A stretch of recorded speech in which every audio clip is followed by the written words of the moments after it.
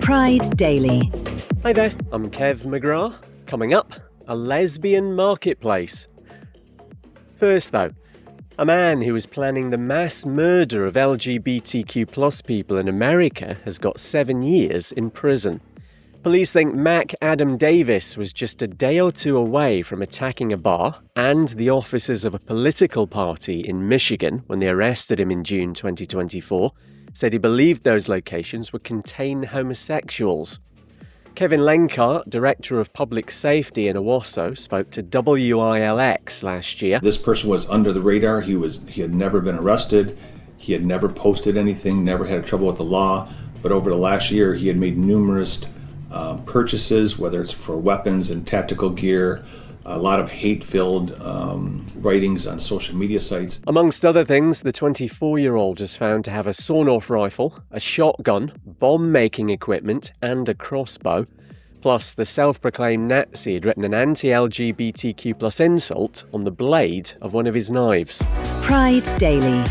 Next, a push to change Lithuania's constitution so it excludes same-sex families. Plans are being advanced by lawmakers to limit the term family so it only refers to marriage between a man and a woman, and they want a referendum on this next year. Human rights organisations are asking the European Commission to step in, saying it would undermine democracy. Pride Daily. And lots of queer representation in the long-awaited sequel to Nintendo's Tomodachi Life.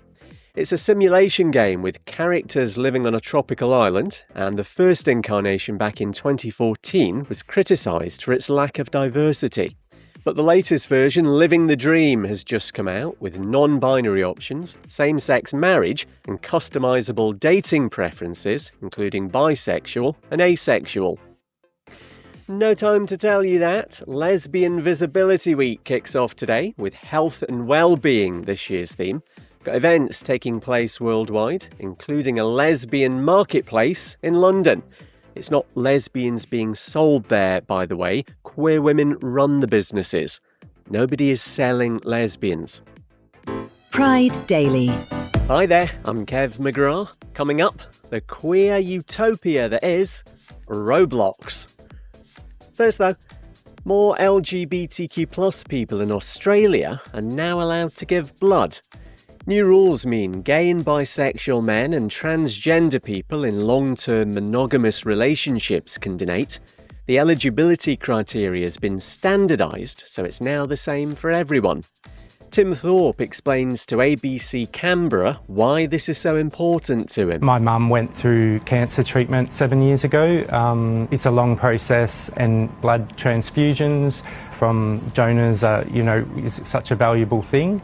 So I have a sort of really strong desire to give back to the community that sort of helps support my mum. Previously, lots of LGBTQ plus people couldn't give blood if they'd had sex in the 3 months prior, even if it was with the same partner. The rule dated back to the HIV pandemic of the 1980s. Pride Daily.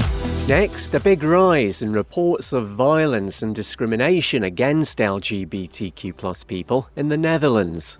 They've nearly doubled since 2022, if you go by official stats, from 2,654 cases to 4,800.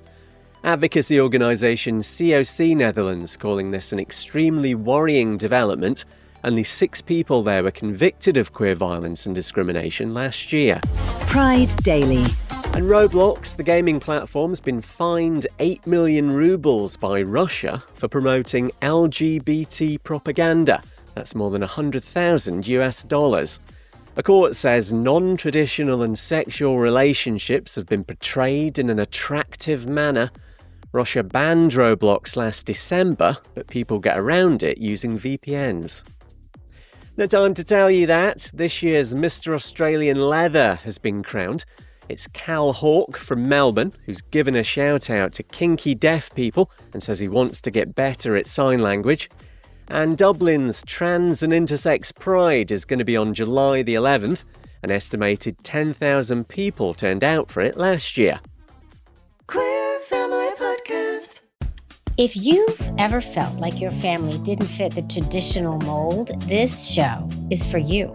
I'm Jamie, host of the Queer Family Podcast. And every week, we highlight LGBTQIA+ families and the beautiful, unique ways we build and show up for our families in a world that wasn't designed for us. We celebrate, highlight, uplift, and normalize queer families because our stories deserve center stage. New episodes every Monday. Listen wherever you get your pods.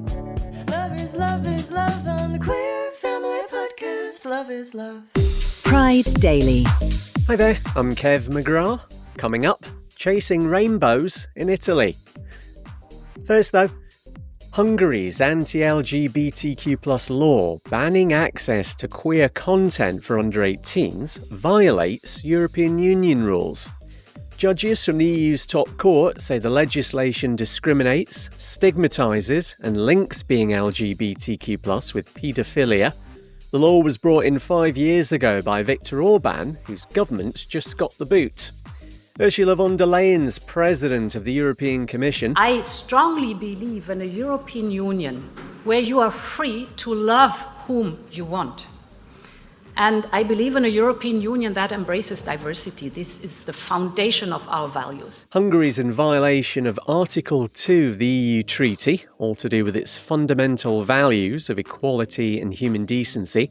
Waiting to see now how incoming Prime Minister Peter Magyar responds. He's been keeping his head down when it comes to queer rights. Pride Daily. Next, a gay couple in France have been the target of homophobic threats for a year and a half now. The pair, who are teachers in a small town called Leroux, say it all started with their front door being vandalised with an offensive message. Not long after, someone broke into their home, trashed it and spray-painted "Queers Get Out of Here." Plus, they were sent a picture of 2 coffins, which was burned at the edges. The couple say their neighbourhood and the police are supportive, but the area's right-wing local government doesn't seem bothered. Pride Daily. And for the first time, an Italian pro football team's worn pride flags on their shirts. Alessandria Calcio's players have been showing their support in a game against Acchi in the Eccellenza League, which they won 3-0. Thank you very much. The team's one of Italy's oldest. Its captain says all his players were behind the idea, and to be the first makes them proud. Pride Daily. Hi there, I'm Kev McGrath. Coming up, Nasty Navratilova, the anti-trans coward.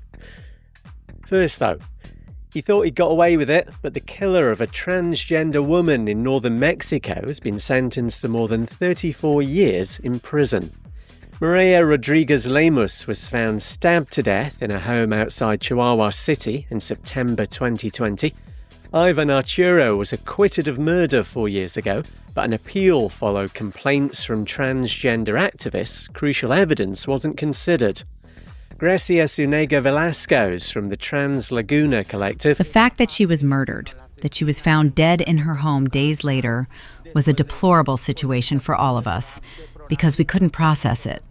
I panicked. I distanced myself from this part of activism. I said, tomorrow the same thing is going to happen to me. Thanks to Mega Noticias Laguna. 31-year-old Maria was an LGBTQ+ rights activist and had set up a support group for transgender women. Her killers received the minimum sentence, and the judge, who's been accused of transphobia, says she only gave him that because she had to. Pride Daily. Next, a social media post from former tennis player Martina Navratilova attacking a transgender doctor has mysteriously disappeared. The gender-critical supporter of Harry Potter's Wicked Grandma referred to Beth Upton as a sexual predator and misgendered the medic as he. Beth's attempting to start a new life in Australia following a high-profile UK employment tribunal in which claims she'd harassed a colleague were rejected. Navratilova's comments have been labelled disgusting and libellous. Pride Daily. And more than $140,000 has been raised so far for a gay couple targeted by a right-wing influencer for being parents. Husbands David and Anthony Viewlin were out with their baby in West Hollywood when they were approached by a film crew led by someone called Riley Niemi, whose provocations included one about gay men being paedophiles. David pushed him and has now been charged over claims a camera was damaged. Money to cover legal costs has been donated by allies through a GoFundMe. No time to tell you that. You'll be able to watch the Heartstopper finale from July 17th on Netflix, or Black Friday as we're calling it. The Outshine LGBTQ+ Film Festival kicks off today in Miami. And in Germany, it's the start of the Leipzig Queer Music Festival. Pride Daily. Hi there, I'm Kev McGrath. Coming up, a big blow for rainbows in Portugal. First though, Luxembourg's gay Deputy Prime Minister says he once confronted Viktor Orban, the anti-queer outgoing PM of Hungary. Javier Bettel reckons he collared the rancid old bigot during a meeting of European Union leaders in Brussels. The confrontation came off the back of Hungary's 2021 ban on the promotion of homosexuality and gender transition to under-18s. As I told to Viktor Orban at that moment, I didn't become gay because I watched TV. It was not my choice, and the most difficult part of that was to accept myself and then to get blamed because I'm different for him. And, as I said, being gay is not a choice, but being homophobic is a choice. And he also tells Euronews how Orban responded. It was a very clear answer from Viktor, because usually he always answers, and he did not answer. He didn't say anything. Bettel, who's also Luxembourg's foreign minister, came out publicly in 2008. And 7 years later, when he was prime minister, he became the first gay man to get married whilst in office there. Pride Daily. Next, Armenia's being given a nudge to make sure LGBTQ+ rights are covered in its new anti-discrimination law. While it's being worked on, the Council of Europe's got some thoughts that sexual orientation, gender identity and sex characteristics should be protected. Also says current hate speech legislation's insufficient and needs to be toughened up. Pride Daily. And rainbow flags are being banned from public buildings in Portugal. This is clearly one of the top priorities of the newly elected right-wing government, which also wants to scrap the right to gender self-determination. If flags of an ideological or partisan nature are flown, there's a fine of up to €4,000. No time to tell you that a queer version of Shakespeare's A Midsummer Night's Dream opens tomorrow in Birmingham in the UK. Also tomorrow, it's International Gay Rugby's UK Finals in Colchester in the east of England.